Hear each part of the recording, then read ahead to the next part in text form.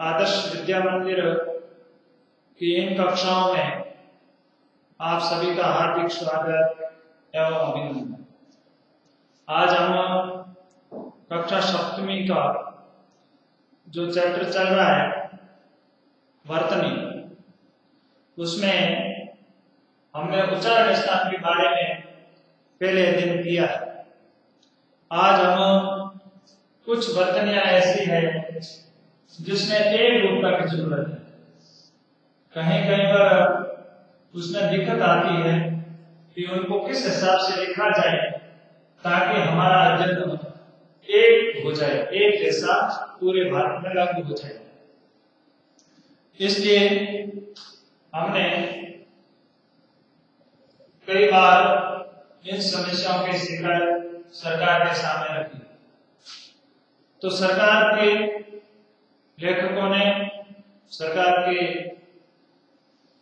संपादकों ने, प्रशासकों ने आदि ने मिलकर कुछ निर्णय किए, हम करेंगे। उससे पहले हम पढ़ेंगे कि वर्तनी है क्या, वर्तनी का शाब्दिक अर्थ क्या है। हम कहते हैं कि वर्तनी है, तो वर्तनी का शाब्दिक अर्थ क्या होता है कि शाब्दिक अर्थ देखें तो वर्तन, वर्तन अर्थात अनुवर्तन करना, यानी पीछे पीछे चलना। जो नियम बन जाता है, जो बोलते हैं उनके हमें पीछे पीछे अनुसरण करते हुए, उनके नियमों को पालन करते हुए उनका अध्ययन करना। हम देखें, हमने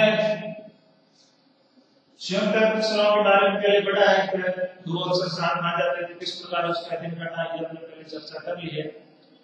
उससे आगे हम ये निर्देश करें तो विभक्ति चिह्न, विभक्ति चिह्न समझते हैं, यानी कारक प्रसरण, जिसको प्रसरण कहते हैं। इन्हें शब्द के अंत में लगते हैं, जैसे राम ने, उन्होंने, ऐसे हम ये जो पीछे शब्द लगाते हैं, कर्ता के पीछे, कर्म के पीछे, ठीक है। तो उन विभक्ति चिन्हों को किस प्रकार लिखना है उसका एक हम जो नियम है उसको ध्यान में करेंगे, तब हमारा जो लिखने का तरीका है वो एकदम शुद्ध हो जाएगा। नहीं तो क्या होता है कि हम लिखते कुछ और है और जब उनको परखा जाता है या जांचा जाता है, देखा जाता है, तो वो गलत हो जाता है। इसलिए हमें कुछ नियमों को जानकारी रखते हुए उनका अध्ययन करना चाहिए, ठीक है। विभक्ति चिन्ह की यदि बात करें तो उसमें हमारे सामने रहता है संज्ञा शब्द। जैसे मैंने लिखा राम, राम एक संज्ञा शब्द है। जितने भी संज्ञा शब्द है उनमें यदि आप विभक्ति चिन्ह लिखते हो तो अलग लिखना, साथ में नहीं जोड़ेंगे, ठीक है। जैसे मोहन के लिए, राम ने, सोमन को, रावण ने, राम को, राम ने, रावण को, ऐसे भी शब्द आते हैं तो उनके साथ लास्ट में मिलकर जैसे राम को या रावण को। तो हमने ये विभक्ति चिन्ह इनसे क्या किया है, अलग लिखा है, अलग ही लिखना है। यदि आप साथ में लिखते हो तो वो गलत है, उसका तरीका सही नहीं है। ये समस्या जो आती है उस समस्याओं को हल करना हमारा दायित्व है। इस समस्याओं को हल करने के लिए हमें जो नियम बताए जाते हैं उन नियमों के अनुसार कार्य करना है। दूसरा है संज्ञा के बाद संज्ञा के स्थान पर आने वाले सर्वनाम, जो शब्द होते हैं वो सर्वनाम कहलाते हैं। जैसे उनको आप विभक्ति चिन्हों को सर्वनाम शब्दों के साथ में लिखना है। संज्ञा शब्दों से तो अलग लिखना है और सर्वनाम शब्दों के साथ में लिखना है। हाँ, ये बात हमेशा ध्यान रखना कि सर्वनाम शब्दों के साथ यदि दो विभक्ति चिन्ह आते हैं, जैसे के लिए, उसके लिए, तो यदि दो शब्द आते हैं तो पहला शब्द जो प्रश्न बनता है, विभक्ति चिन्ह बनता है, वो तो सर्वनाम शब्द के साथ में लिखना है और दूसरे शब्द को उससे अलग लिखना है। जैसे मैंने कह दिया उन्होंने, ये तो एक शब्द है, जबकि यहाँ शब्द आया है उसके लिए, तो उसके शब्द जो है वो उसके साथ में आ गया और लिए शब्द है वो अलग लिखा जाएगा। ठीक है, अब ध्यान करना है कि विभक्ति चिन्ह के बाद हमारे सामने रहता है क्रियापद। हाँ, इससे पहले एक बात, सर्वनाम शब्दों की विभक्ति के बीच में निपात आ जाता है, निपात उस ही ने किया है। जैसे तो उन्होंने, उन जैसे कोई भी शब्द आ गया तो उसके बीच में ही शब्द आता है तो उसको आप ही से अलग करना है।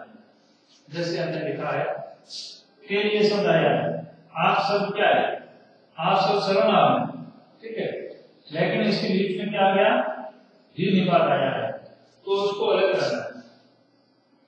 ही निपात आते ही विभक्ति चिन्हों को अलग लिखना है।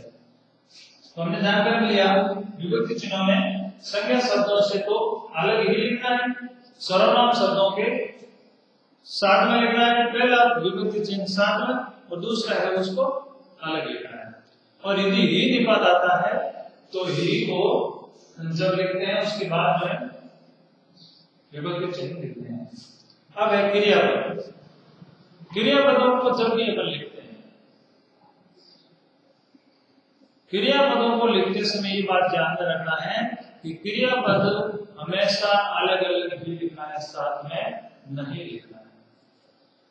जैसे राम आया करता था, आया करता था, अलग अलग लिखना,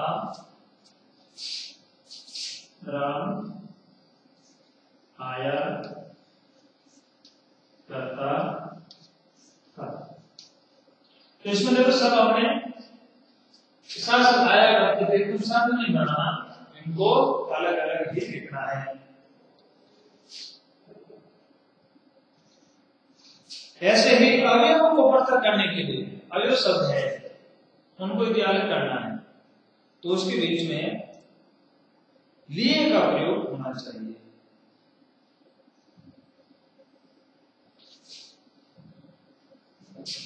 अवयव हिंदी में तक, भर ही, तक है, भर है, ही है, तो है, सो है, ऐसे शब्द सभी अवयव शब्द है, उनको आप सभी अलग ही लिखें।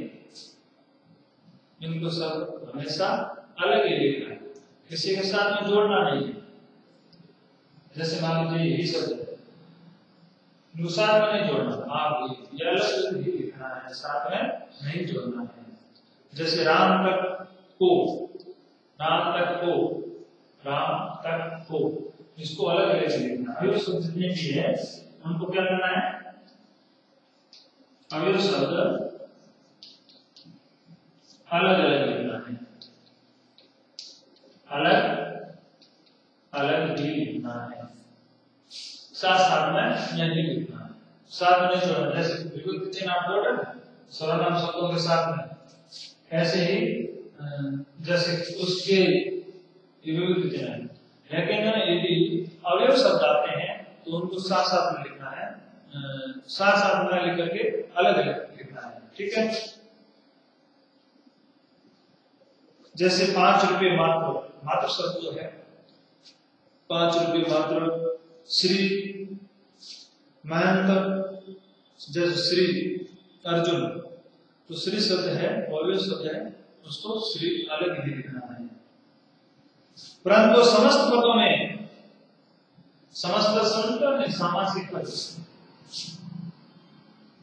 समस्त पद, समस्त पद कौन सा चलता है, समास, समास क्रिया करते हो और उसको यदि अपन से जोड़ते हैं तो उसको क्या कहते हैं, समस्त पद कहते हैं। और समस्त पद जितने भी है उसमें आपको साथ में लिखा है।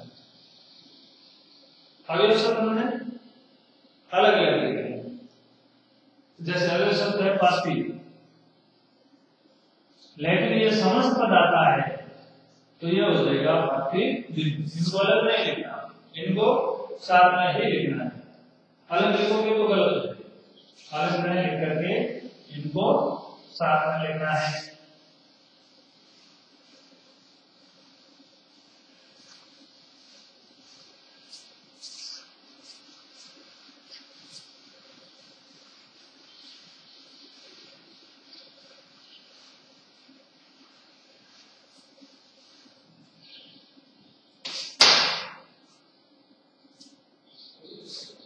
जैसे मात्र शब्द है वो है अवयव शब्द। अपन ने लिखा अवयव शब्द, ठीक है। अवयव शब्द हमारे कौन से हैं? पार्थी, तो,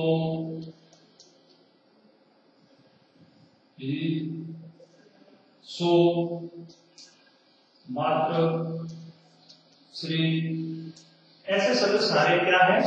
अवयव शब्द है और उनमें कोई बदलाव नहीं आता है। ऐसे शब्दों को हम दूसरे शब्दों के साथ में लिखते हैं तो उसको अलग लिखना है। लेकिन हमारे सामने अवयव की बात आती है समस्त पद की। समस्त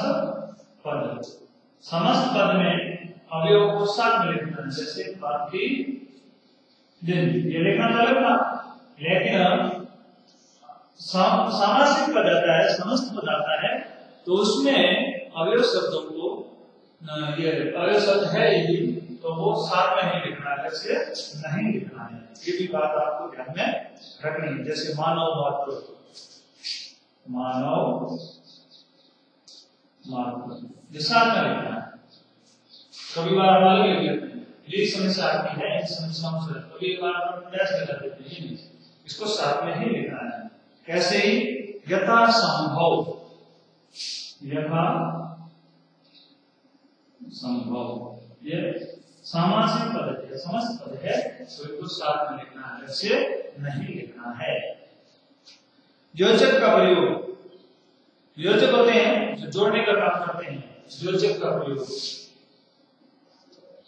योजक का प्रयोग, योजक का प्रयोग जब हम करते हैं तो उसके बीच में एक, जैसे कोई भी शब्द अपन लिखते हैं तो उसके बीच में अपन एक डैश लगाते हैं, लाइन जोड़ते हैं, जोड़ करके उसको लिखा जाता है। ये योजक का चिन्ह का काम करता है। योजक का प्रयोग वाक्य में अर्थ स्पष्ट करने के लिए किया जाता है। इसके प्रचलित नियम कुछ ऐसे हैं। पहला सा के पूर्व योजक चिन्ह लगाया जाता है। जैसे चांद सा,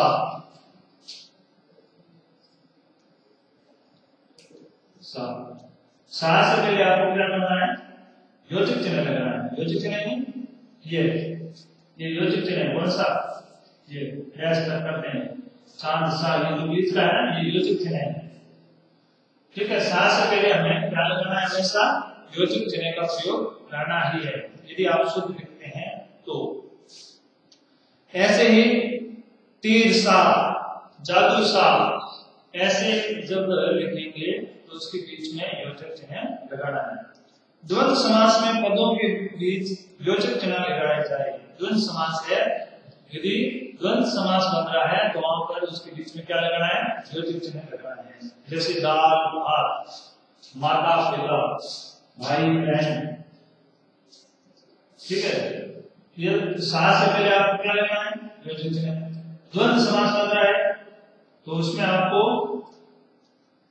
उन दोनों के बीच में योजक चिन्ह ही लगाना है। योजक चिन्ह में दो रूप के, एक सा से पहले योजक चिन्ह लगाना और द्वंद्व समास से पहले, द्वंद्व समास के बीच में योजक चिन्ह लगाना है।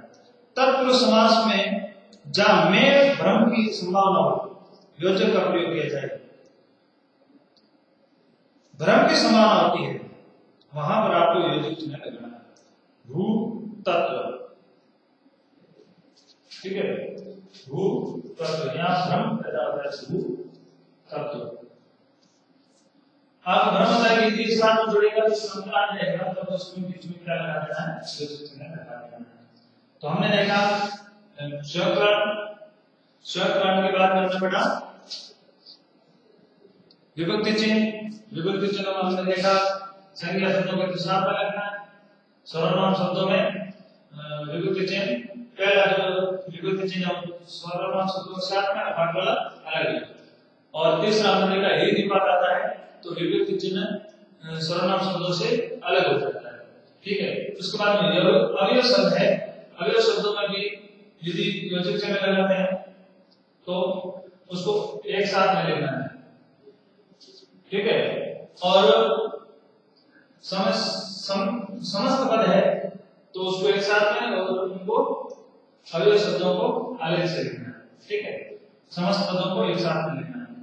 ऐसे योजित चिन्ह का प्रयोग हो रहा है, तो योजित चिन्ह का कहाँ प्रयोग करना है वो भी ध्यान रखना, साल से पहले योजित चिन्ह लगाना ही है। ऐसे ही द्वंद्व समास बन रहा है, वहां पर द्वंद्व जैसे कोई शब्द आता है उसमें भी योजित चिन्ह लगाना है, और जहां भ्रम की स्थिति पैदा होती है वहां पर योजित चिन्ह का प्रयोग करना है। उसके बाद आता है साम्य श्रुति मूलक वर्णों में एक रूपता। कुछ ऐसे शब्द होते हैं जिसको श्रुति मूलक कहते हैं, उनमें एक रूपता कैसे रखनी है। ए अथवा ये का प्रयोग विकल्प रूप में कदापि नहीं किया जाए। ए लगाए या ये लगाए, कभी कभी अपन लिखते हैं ए या ये, जानिए लिखिए, जानिए लिखिए, ऐसे अपन लिखते हैं। आई लिखने या आई लिखें, नए लिखें या नए लिखें, क्या लिखें? कई बार नहीं या नहीं, क्या लिखें? ऐसे भ्रम पैदा होता है। आई या आई, क्या लिखें? ऐसे भ्रम पैदा होता है। क्या लिखेंगे? क्या सही है क्या गलत है? यदि हिंदी व्याकरण मानती क्या है इसको, आई मानती है या आई मानती है, क्या मानती है? इसके लिए हमें एक रूप होना चाहिए। जैसे दिए, इनमें विकल्प नहीं रखा है, ठीक है। जो नए वर्णों में सौरात्मक रूपों का ही प्रयोग किया जाए, ठीक है, उसका विकल्प कदापि नहीं दिए, ये नहीं। स्वरात्मक गणना करना, जो स्वर है उन्हीं का रूप लेना। नहीं, नहीं, नहीं, आई आई, आई नहीं, हुआ हुआ नहीं, हुआ हुआ, आ है, आ स्वर है, स्वर रूप ही देखना है, स्वर रूप को ध्यान में रखते हुए लिखना है। नए ये नहीं, नई, क्यों? क्योंकि स्वर ई में है, ठीक है। ये नियम क्रिया विशेषण आदि सभी रूपों में स्वीकार किया जाए। जैसे बुलाए गए, बुलाए नहीं, बुलाए गए, गए ये नहीं, गए। मेरे लिए नई दिल्ली आदि ऐसे शब्द आते हैं, तो नई है, नई नहीं, नई दिल्ली, नई स्वरात्मक, नई नहीं, ये भी एक रूपता हमें जानकारी रखनी है, ठीक है। यानी इसको अपन कहते हैं साम्य श्रुति मूलक वर्णों में एक रूपता। श्रुति मूलक वर्ण, साम्य श्रुति मूलक वर्णों में एक रूपता, उसमें नया नई, ठीक है। ऐसे ही ए को ये के लिए प्रयोग आज में विकल्प चला जा रहा है, परंतु उत्तर प्रदेश की हिंदी समिति की मान्यता है कि जिस भूतकालिक क्रिया के एक वचन के अंत में या लगता है उसके बहुवचन में ये, स्त्रीलिंग एक वचन में जी तथा बहुवचन में जी लगाया जाए। इस प्रकार गया, गई, गए, गई का प्रयोग किया जाना चाहिए। जिस क्रिया के भूतकालिक पुल्लिंग एक वचन में आ है, उसके पुल्लिंग बहुवचन में एक लिखिए, और ई है ई,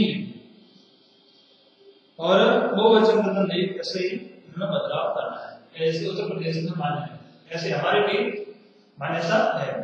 ऐसे ही विधि वाक्य में लीजिए, कीजिए, लिखिए, लीजिए का प्रयोग मान्य है। इनके प्रयोग में आज भी विद्वान एक मत नहीं है। यह एक बात विचारणीय है कि विकल्प का यह दुरुपयोग न हो कि दोनों साथ साथ आ जाए। जैसे दिए गए, पढ़ाए गए, सुनाए गए आदि, इन वाक्यों में दोनों रूप साथ साथ दिए गए जो अनुचित है। अपन कभी लिख देते हैं दिए गए, दिए गए, किए गए, ऐसे हम दोनों साथ साथ आ रहे हैं। एक या दिए या गए, क्या है? दोनों साथ साथ आ रहे हैं, तो गलत है, अनुचित है, उचित नहीं है, ठीक है। उचित करने के लिए इनमें से दोनों में से एक विकल्प, दोनों नहीं दिए गए या दिए हैं या गए, ठीक है, दोनों में से दोनों साथ साथ में नहीं रहना। पूर्वकालिक क्रिया यानी जो क्रिया पहले हो चुकी है, कर जोड़कर लिखा जाए, जैसे सोचकर जो क्रिया होगी, खाकर, बैठकर आदि ऐसे शब्द आते हैं, तो उसमें आपको एक रूपता ये रखनी है। ऐसे ही विशेषण शब्दों के अर्थ में जैसा हो वैसा ही ये अथवा एक का प्रयोग होना चाहिए। जैसे नया का तो वचन नए, स्त्रीलिंग नई, और हुआ का हुई, हुई को वचन, और पुल्लिंग हुए संयुक्त क्रियाओं में है, और ई अथवा एक को स्वीकार किया जाए, जैसे उठाई गई, पढ़ाए गए। इस प्रकार हमने आज वर्तनी में कुछ एक रूपता के बारे में जानकारी दी है, और उस एक रूपता को आप यदि ध्यान में रखकर के काम करेंगे तो मैं समझता हूं कि काफी हद तक हमारी समस्या सरल हो जाएगी। पहले हम संयुक्त अक्षर की कल चर्चा कर चुके हैं। संयुक्त अक्षर के बाद में हमने प्रश्न विभक्ति चिन्ह का प्रयोग किया, और उसके बाद अगले शब्दों के साथ में समस्त पद किस प्रकार लिखना है, योजित चिन्ह का प्रयोग कहां करना है, और समित श्रुति मूलक वर्णों में एक रूपता किस प्रकार रखनी है, और साथ साथ हमने कुछ और पूर्वकालिक क्रिया के और इनके बारे में अध्ययन किया। धन्यवाद। जय।